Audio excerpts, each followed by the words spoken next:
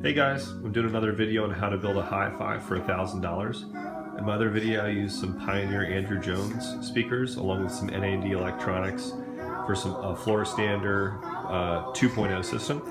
And whereas this is my bedroom system, it's a 2.1 system. So I'm just going to run through one setup that you could use and another option, because obviously the configuration I have it in right now that we're listening to is a little over 1,000. But there is an amp on the table over there that would keep it right at 1,000 and it would still sound very, very good. So let's run through that. First of all, the source. AppleTV, probably one of my favorite pieces of electronics. It's 50 bucks now. This is the previous version. You can find it used for about 50 bucks. And just turn this down a bit. And all you need from the AppleTV to get to the Emotiva, because that's going to be the amp for this $1,000 system, you'll just need about a $10 optical cable. You can get that off Amazon. So 50 bucks for the Apple TV, 10 bucks for the optical cable. That I would take that to a really good budget DAC. There's a Fiio D3 on Amazon for about $25. That'll do 192 kilohertz, which I know is overkill because the Apple TV will only do 44 or 48, but still, it's still supposed to be a pretty good DAC, especially for 25 bucks. The main thing you have to worry about is setting your Apple TV's audio output to 2-channel and not allowing it to send the Dolby signals from movies if you're watching Netflix or things like that. So. But I'm sure if you're watching this, you probably already knew to output into 2-channel mode. So it takes it from the Fiio D3, then it would go to this Emotiva. This is, I did another video on this Emotiva Mini X A-100 amp. I got this powder coated in seafoam green. It looks kind of white under this lighting, but it is definitely seafoam green. And I used to use this amp for my bedroom system with a pair of Bowers & Wilkins speakers, and it sounded great, and it would power these speakers perfectly well. So you can find this new for like $220, but the used price that you could actually pay if you're on eBay is about 150 bucks. So that is going to be the power, the integrated amp.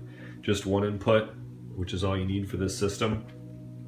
And then I budgeted $50 for a pair of speaker cables.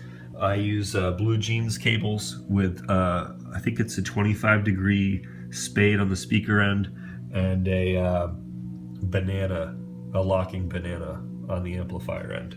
Great cables. These speakers I had never actually heard of before. The day that I found out about them, I bought them. I found them on eBay. A guy in Ohio was selling them. They're made by a company called Selah in North Carolina, and they are kind of like a kit speaker from what I can tell. It's a Scanspeak 7-inch woofer and a Fountek, I think, 3.0, kind of like ribbon tweeter. And these things just rock. I paid 550 bucks for these used. And obviously it was kind of I don't want to say a fluke, but you may have trouble finding these. So I wrote down a couple of other options that you could look into that would be similar in price. The Ascend Sierra 1 bookshelf speakers often compared to this. And so that would be a good alternative if you can't find something like this.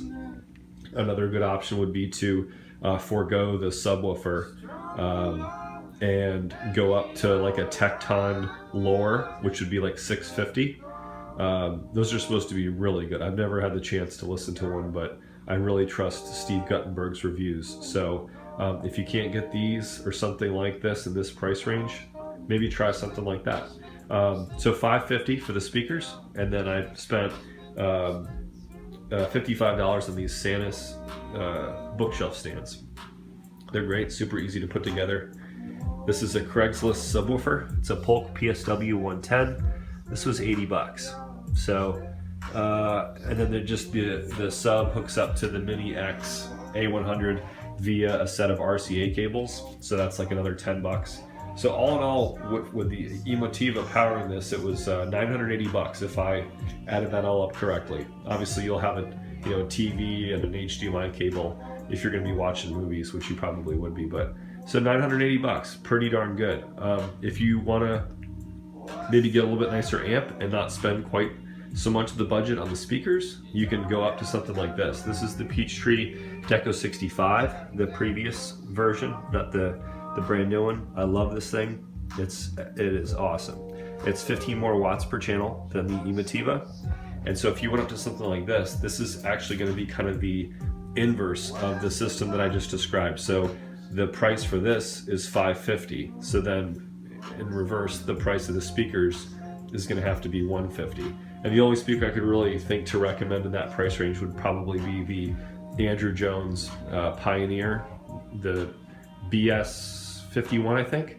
Or if you could go a tiny bit over 1,000, maybe call it 1,075. Maybe wait for those new Elac Debut B5s or B6s, which are the new Andrew Jones speakers. He switched companies and is now with Elac, and those have already gotten some rave reviews.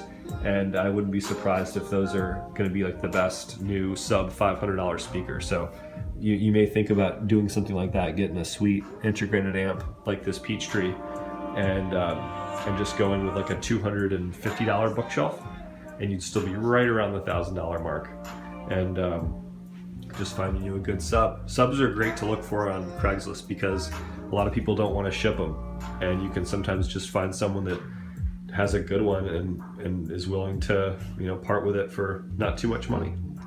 So anyways, that's a bedroom setup for $1,000. I'm gonna try to post some more potential setups that you could do for maybe even some different prices. But if you have any comments or any questions, feel free to put them below. Thanks for watching.